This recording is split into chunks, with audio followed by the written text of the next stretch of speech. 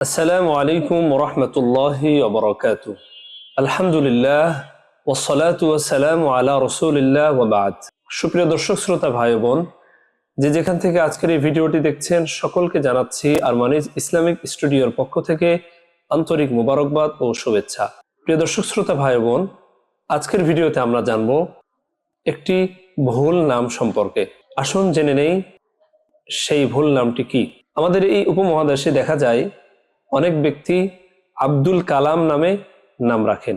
আসলে মূলত আব্দুল কালাম এই কথাটার অর্থ সহি নয়। আমরা জেনে নেই এখানে কি ভুলটা রয়েছে। শুরুতে আব্দুন রয়েছে, আব্দুন অর্থ বান্দা, আর কালাম অর্থ হচ্ছে কথা বা বক্তব্য। তাহলে দুইটার অর্থ হচ্ছে কালামের বান্দা অথবা কথার বান্দা, যেটি একেবারেই একটি ভুল। তো এই ভুল এমন ভুল যেটি একেবারেই শিরক হয়ে যায়, গুনাহ হয়ে যায়। কারণ আমরা সকলে আল্লাহর বান্দা এবং আল্লাহর যত সিফাতি নাম রয়েছে, গুণবাচক নাম রয়েছে, সেগুলির সঙ্গে আব্দুল শব্দ যোগ করা যেতে পারে। কিন্তু এখানে যেটা হয় কথার বান্দা হয়ে যায়। তো কোনো ব্যক্তি কথার বান্দা হতে পারে না, কালামের বান্দা হতে পারে না, মানুষ আল্লাহর বান্দা। এজন্য এই নামটি একেবারেই গলত নাম। তো রাসূল সাল্লাল্লাহু আলাইহি ওয়াসাল্লাম তার জামানায় অনেক সাহাবীর নাম এভাবে তিনি সঠিক করে দিয়েছেন। এরকম তাদের মধ্যেও ভুল ছিল। এক সাহাবীর নাম ছিল আব্দুল হাজার, পাথরের বান্দা। তো রাসূল এটা শোনার পরে তার নামটাকে সহি করে দিয়েছেন। এভাবে আরেকজন সাহাবীর নামও অন্যরকম ছিল। তো রাসূল সাল্লাল্লাহু আলাইহি সাল্লাম সেটাকেও সহি করে দিয়েছেন। আমাদেরকে মনে রাখতে হবে আমাদের যেন সম্পৃক্ততাটা আল্লাহর সঙ্গে হয়। বান্দা আমরা সকলে আল্লাহর বান্দা।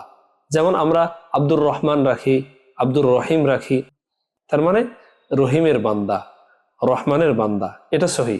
এ কারণেই আমাদের এই নামটি রাখা একেবারেই গলত এবং ভুল। যদি আমাদের কারো এরকম নাম রাখা হয়ে থাকে, কোনো প্রকার দেরি না করে আজকেই আপনি আপনার নামটাকে সংশোধন করে নিন। তবে আব্দুলের জায়গায় আবুল কালাম রাখা যেতে পারে। আবুল কালাম শব্দের অর্থ হচ্ছে বাকপটু। এটি খুব সুন্দর একটি অর্থ।